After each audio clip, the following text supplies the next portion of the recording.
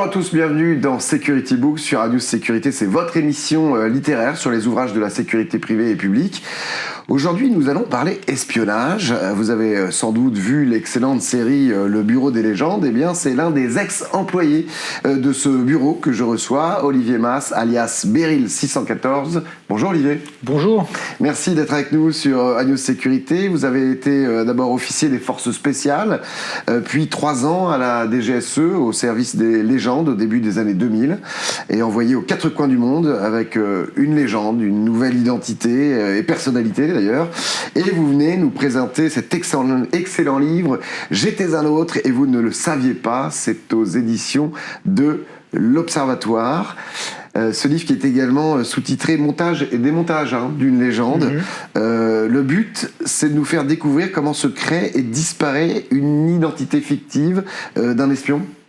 Oui, c'est ça. Alors, je précise simplement mes 3 ans. Après mes 3 ans, j'ai continué à la DGSE. En tout, j'ai fait 15 ans à la DGSE. D'accord. Mais c'est vrai que j'ai commencé par ces 3 années en clandestinité totale, dans un bureau spécialisé à la clandestinité et au montage de légendes. Donc, le but aussi de ce livre, c'est de montrer que le montage de légendes, c'est pas quelque chose de cinéma et qui se monte très très vite. C'est tout un métier très codifié.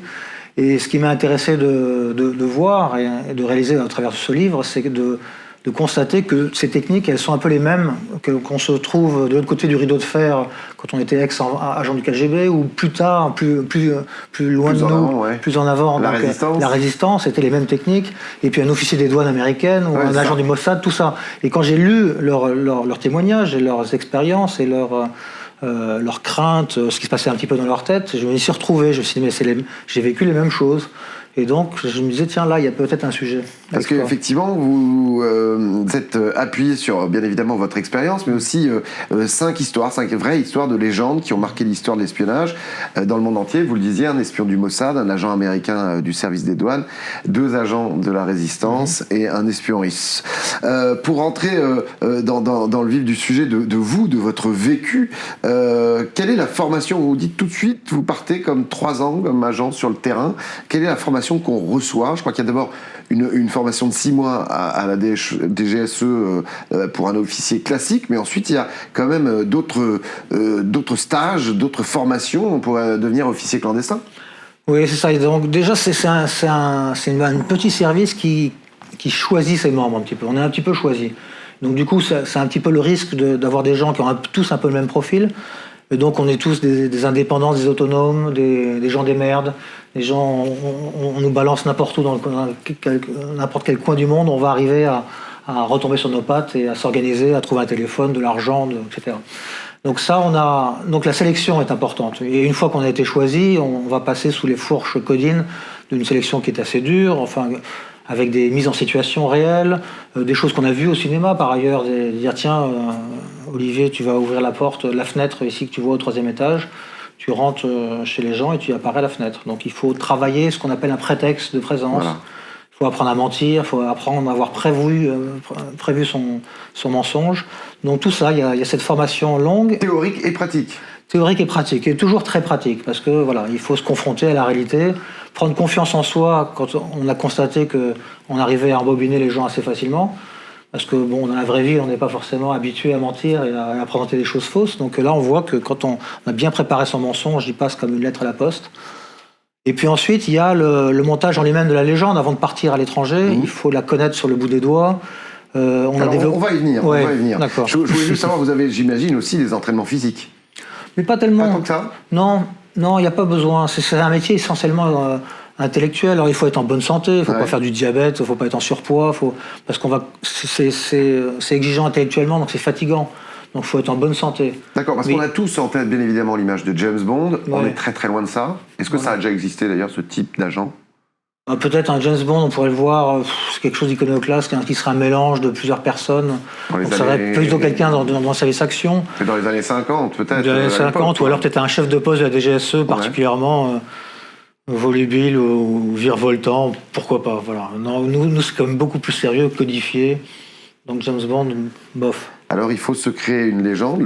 D'ailleurs, vous avez aidé les scénaristes du Bureau des légendes. Vous n'avez pas travaillé dessus. Parce que je pense que vous travaillez avec la DGSE.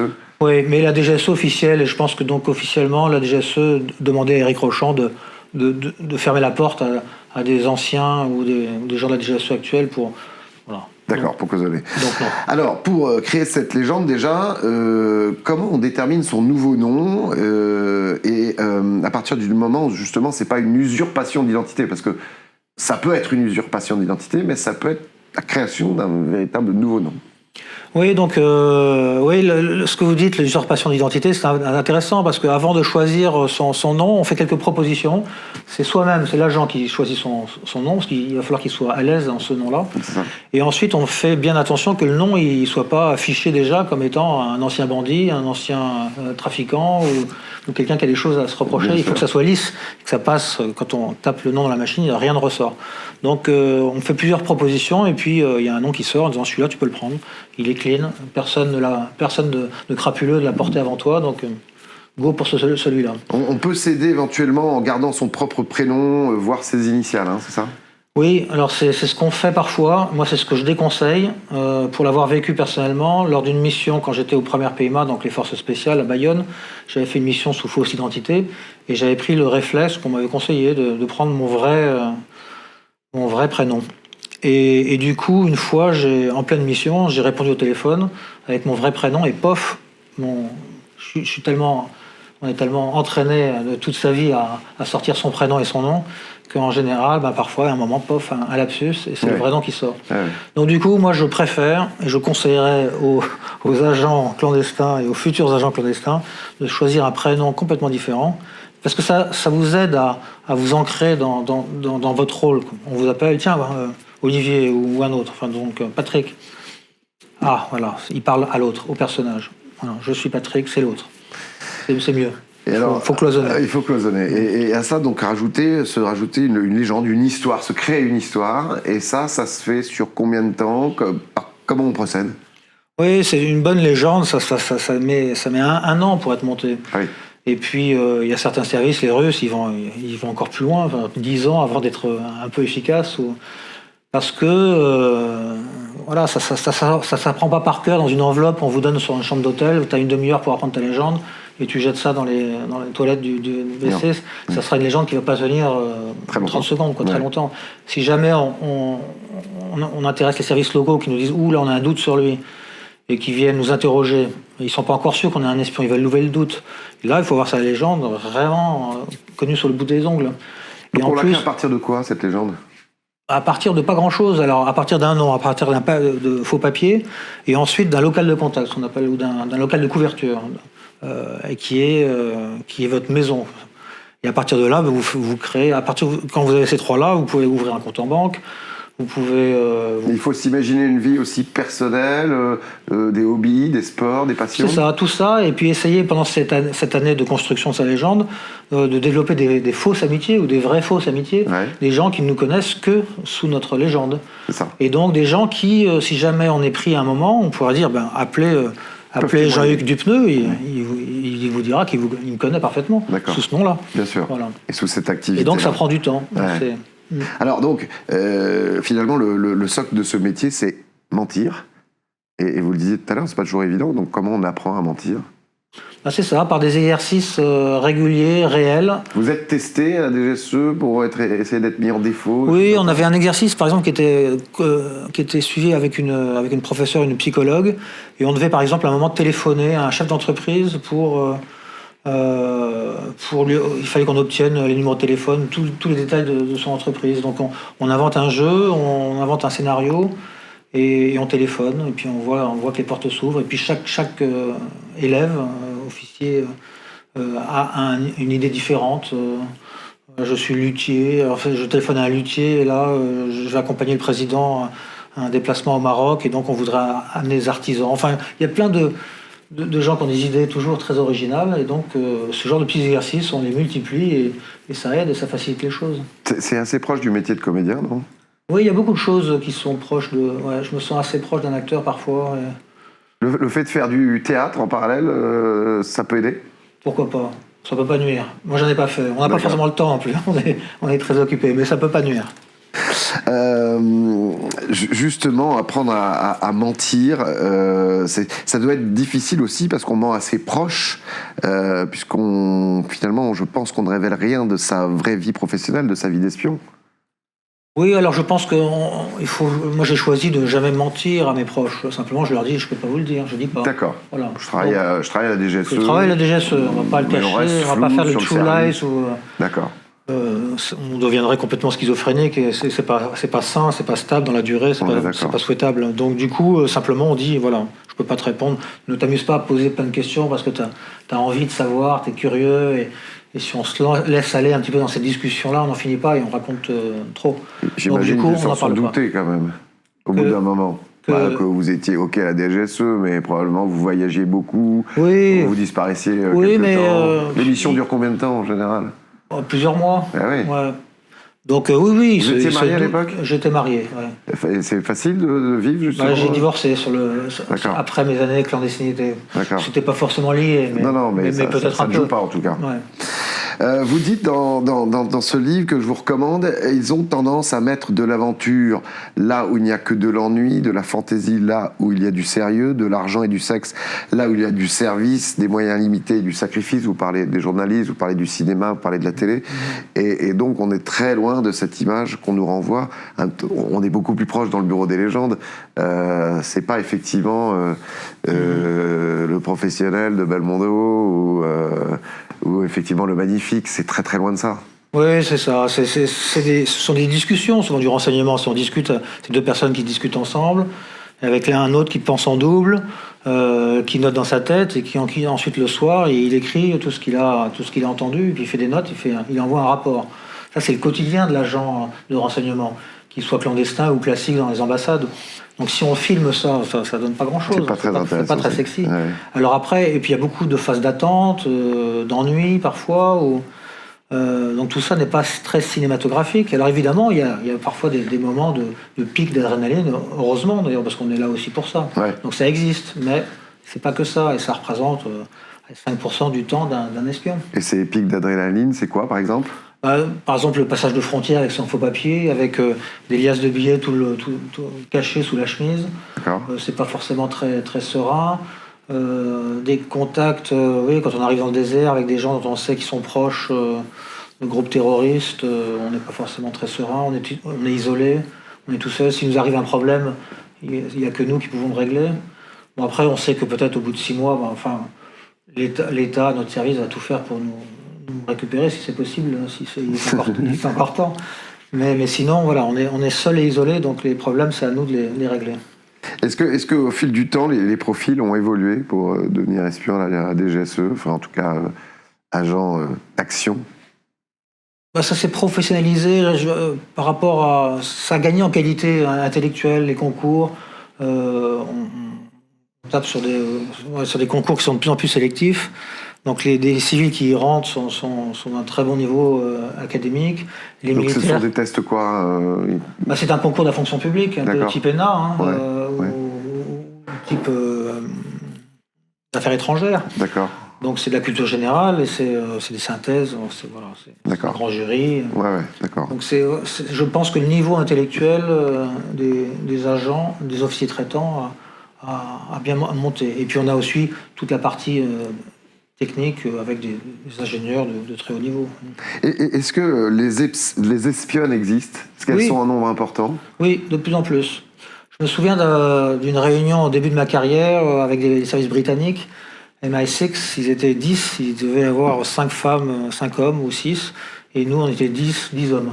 D'accord. Donc on se disait, bon, on n'est pas très bon là quand même. Et ça s'est amélioré. On essaie d'offrir à des femmes des carrières qui montent haut pour que ça soit motivant. Et ça s'équilibre un peu mieux. Là. On a pas mal de femmes. Parce que j'imagine que sur le terrain, il faut aussi bien des profils féminins que des profils masculins. C'est ça. On est d'accord. Vous avez un chapitre qui s'intitule « La douleur d'être un autre ». Est-ce qu'on prend du plaisir d'abord à être un autre? Et donc apparemment, on en souffre aussi. Oui, c'est ça. Plaisir et douleur sont intimement liés. Je pense qu'on prend du plaisir à manipuler.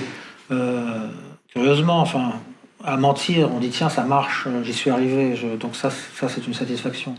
Mais sur la durée, ça devient pénible parfois. Et puis évidemment, quand on crée des amitiés qui sont réelles, on sent bien qu'on trahit cette amitié quelque part. Et donc, quand on finit l'émission, on est obligé de couper les ponts. Ah oui, c'est ça. On ne peut plus voir les personnes avec qui on a noué des liens d'amitié. Voilà. Donc du coup, on a des procédures où l'agent doit voir lui-même comment est-ce qu'il va couper. Donc on coupe On fait mourir sa ligne téléphonique au bout de 3-4 mois. On répond un peu, puis on répond plus du tout, et puis on coupe. Voilà. Donc on passe pour un fiefé gredin, salaud, on se dit tiens, pas très sympa, loin des yeux, loin du cœur. On a partagé de grandes choses et puis il répond plus. Mais bon, voilà, c'est comme ça. Mais, ça c'est dur, ça c'est de la souffrance. Quand on vit comme ça, justement, avec une légende qu'on s'est créée, à côtoyer des gens pendant un certain temps, justement pour valider sa légende quelque part, et vous venez de dire qu'on ne verra peut-être plus dans quelques années, dès que la mission est terminée, est-ce qu'à force, on ne risque pas de développer des troubles de personnalité ? Oui, c'est toujours un risque. On est toujours à la DGSE, que ce soit dans la clandestinité ou dans le plus classique, on est très suivi par des psychologues. C'est ce que j'allais vous demander. Avant, après, au retour, pendant, quand il y a eu un incident. Donc après, c'est un peu artificiel parce que quand on a des problèmes ou des soucis psychologiques où on est en détresse, on va avoir tendance à essayer de se gérer soi-même plutôt que de le raconter au psy du service qui, même s'il est tenu par le secret médical, va quand même le raconter à la hiérarchie en disant oh là, l'autre, il est limite là, il va craquer, il faut le rentrer. Il faut le rentrer. Et une fois que on vous a ramené, vous n'êtes pas prêt de repartir pour une mission ou pas aussi facilement. Donc bon, il y a cet effort-là de suivi en tout cas. Parce que les missions sont espacées de combien de temps ? Ça dépend. En général. Ça dépend. En clandestinité, ça s'enchaîne. Hein, on va faire des petites périodes de 2 mois et on peut repartir. D'accord. Entre 2 missions, il faut se recréer une légende ? Ou on garde toujours ça ? Non, on garde la même tant qu'elle est. Comme c'est tellement difficile et long de la créer, on va essayer de la faire durer le plus possible. Et si le métier qu'on a choisi permet d'être envoyé dans des zones de crise plusieurs fois, tant que la légende n'est pas grillée, on la garde. Bien sûr. Et le jour où elle est grillée, il faut la détruire ou comment ça se passe ? Il faut détruire une légende à un moment ?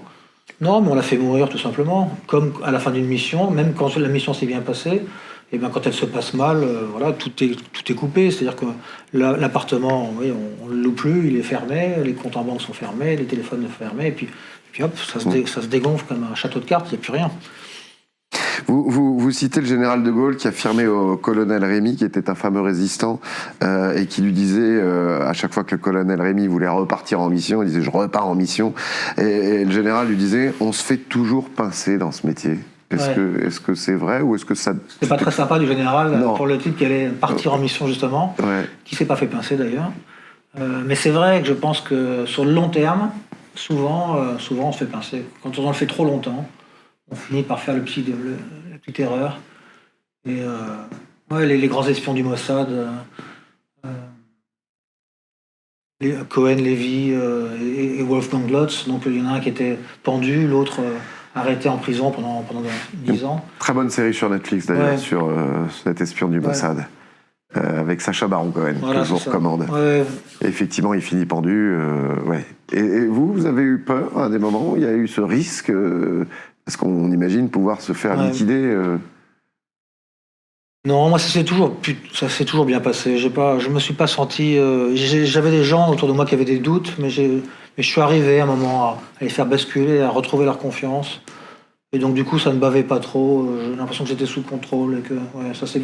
Bon, dans mes missions, ça s'est bien passé. Ça aurait pu mal se passer. Et puis quand on commence à avoir l'étiquette, lui c'est un espion, ça devient difficile. Il vaut mieux démonter, rentrer et dire bon, c'est un échec. Là, ça commence à être. Je vais me faire arrêter. Une mission peut durer plusieurs années, on est d'accord ? Oui. Je reviens, j'ai une question qui me vient tout de suite. Vous me dites il faut se faire des amis et on se défait ses amis quand on rentre. On peut se faire des amours en mission ? Donc en plus c'est le personnage principal dans le bureau des légendes. Lui, il est tellement amoureux qu'il commence à mentir à sa hiérarchie, à cacher sa liaison en disant c'est bon, je la vois plus. Donc là c'est la catastrophe, ça ne peut pas arriver dans la réalité, sinon on se fait virer tout de suite. Ils sont très gentils avec Malotru, ils le gardent.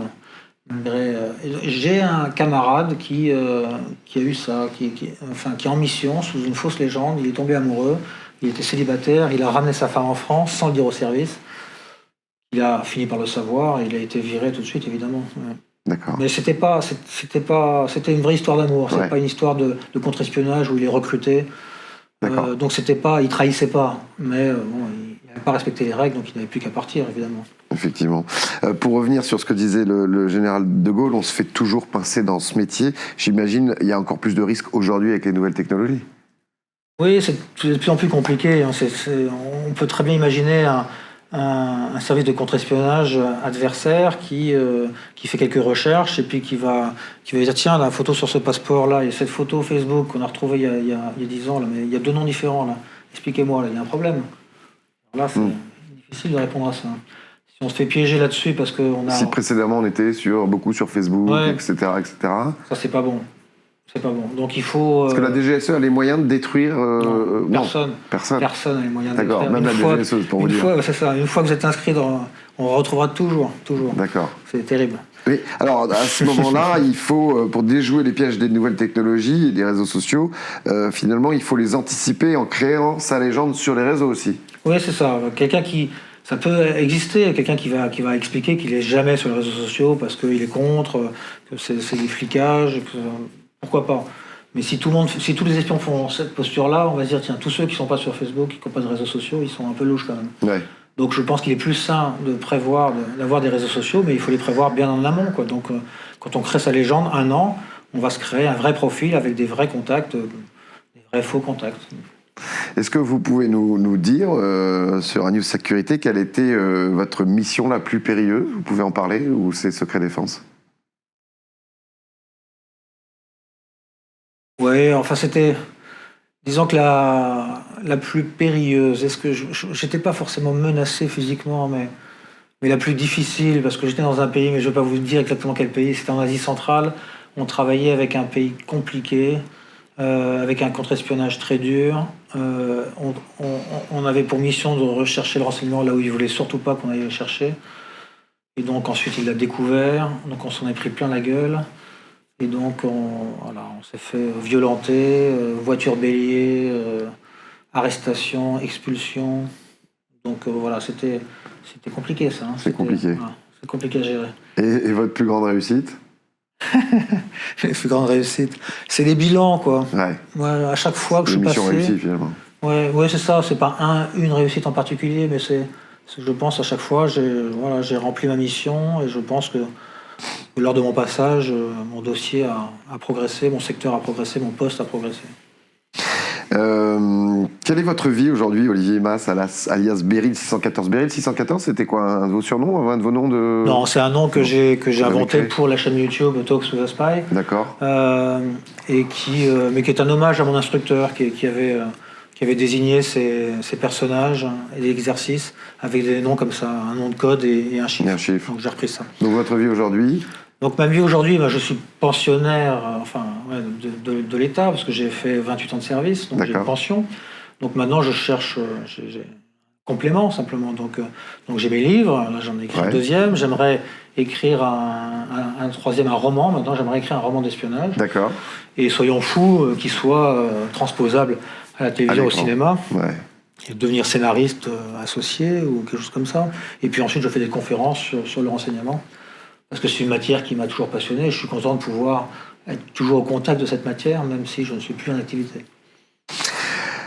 Je vous conseille donc de lire ce livre passionnant pour entrer dans les coulisses de l'espionnage. Vous y apprendrez plein de choses, on vient d'en parler, mais aussi comment on se prépare avant une mission, comment donc de façon très développée on crée sa légende, comment survivre, éviter les erreurs fatales et beaucoup d'autres choses passionnantes dans cet univers de l'ombre.